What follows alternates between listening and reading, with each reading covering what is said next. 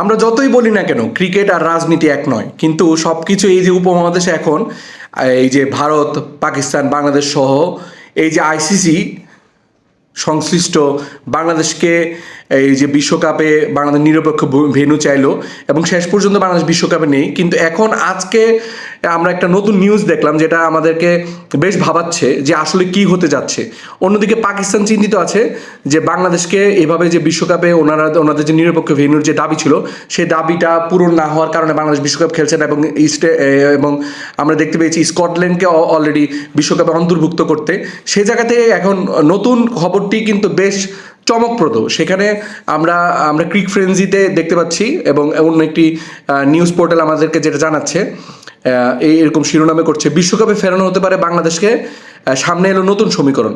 পাকিস্তানের অংশগ্রহণ নিয়ে অনিশ্চয়তা তৈরি হয়, আসন্ন টি-20 বিশ্বকাপ ঘিরে নতুন সমীকরণ যাচ্ছে আন্তর্জাতিক ক্রিকেট কাউন্সিল আইসিসি।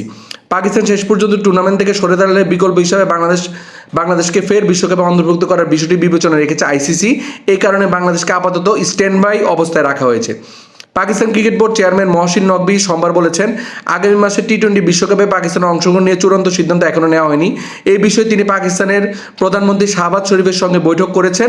বৈঠক শেষে সামাজিক যোগাযোগ মাধ্যমে এক্সে নকভি লেখেন, চূড়ান্ত সিদ্ধান্ত শুক্রবার অথবা সোমবার নেওয়া হবে। মানে চূড়ান্ত সিদ্ধান্ত শুক্রবার এবং সোমবার নেওয়া হবে। এবং পাকিস্তান যদি সেখানে বিশ্বকাপ বয়কট করে সেক্ষেত্রে বাংলাদেশের সম্ভাবনা আসছে এবং বাংলাদেশকে আইসিসি এখন স্ট্যান্ড বাই হিসেবে রাখছে। কিন্তু বাংলাদেশের যে দাবিটি ছিল যে বিশ্বকাপে নিরপেক্ষ ভেন্যু, ভারতে গিয়ে ক্রিকেট না খেলে, বিশ্বকাপে ম্যাচ না খেলে নিরপেক্ষ ভেন্যুতে ক্রিকেট খেলার যে দাবিটি, সেই দাবিটি কিন্তু এখানে পূরণ হতে যাচ্ছে। কিন্তু পূরণ হচ্ছে যে প্রক্রিয়ায়, সেই প্রক্রিয়া রাজনীতি মিলে ভারত, পাকিস্তান, বাংলাদেশ মিলে সম্পর্কের এই যে নতুন যে মেরুকরণ দাঁড়াচ্ছে সেটা কিন্তু বেশ ভয়ঙ্কর বার্তা দিচ্ছে আমাদের।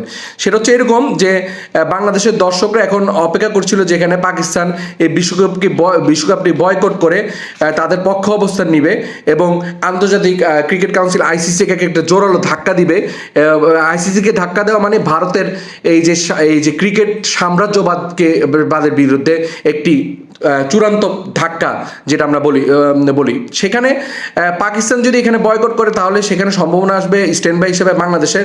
তখন কিন্তু বাংলাদেশে বলার কোনো উপায় থাকবে না আমরা এই বিশ্বকাপে খেলবো না, কারণ বাংলাদেশের শুরুতে যে দাবিটি ছিল যে শ্রীলঙ্কায় গিয়ে ম্যাচ খেলা, সেখানে পাকিস্তানের ম্যাচগুলো কিন্তু শ্রীলঙ্কায়, সেই ম্যাচগুলো না ভিন্ন প্রতিপক্ষের সাথে খেলবে, কিন্তু সেই একই সুযোগ সুবিধা একই অ্যাকোমোডেশনে কিন্তু সেখানে বাংলাদেশকে এই স্ট্যান্ড বাই হিসেবে রাখা হয়েছে।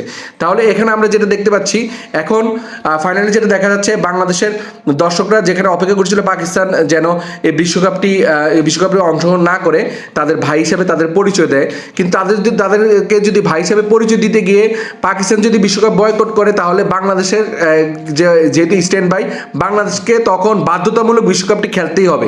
আর যদি বাংলাদেশ তখন বিশ্বকাপটি না খেলে তাহলে বাংলাদেশের উপর নেমে আসবে এক চূড়ান্ত খড়ক, আইসিসির এক চূড়ান্ত খড়ক। হয়তো বাংলাদেশ ক্রিকেট বোর্ড নিষেধাজ্ঞার কবলে পড়ে যেতে পারে।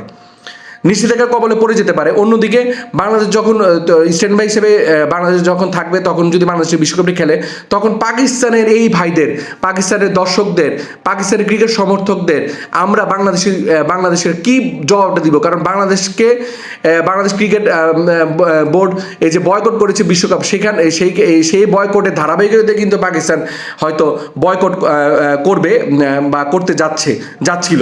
কিন্তু এখন ফাইনালি যেটা এমনও বিভিন্ন মিডিয়া এমনও শোনা যাচ্ছে পাকিস্তান হয়তো এই বিশ্বকাপটি বয়কট করবে না, শেষ মুহূর্তে বিশ্বকাপটি খেলবে এবং ভারতের সাথে পাকিস্তানের যে বিশাল অঙ্কের যে ম্যাচটি আছে সেই ম্যাচটি হয়তো পাকিস্তান বয়কট করবে, অথবা পাকিস্তান হয়তো বাংলাদেশের সম্মানে কালো বেজ পরে ক্রিকেট খেলতে নামবে। এই হচ্ছে বর্তমান অবস্থা।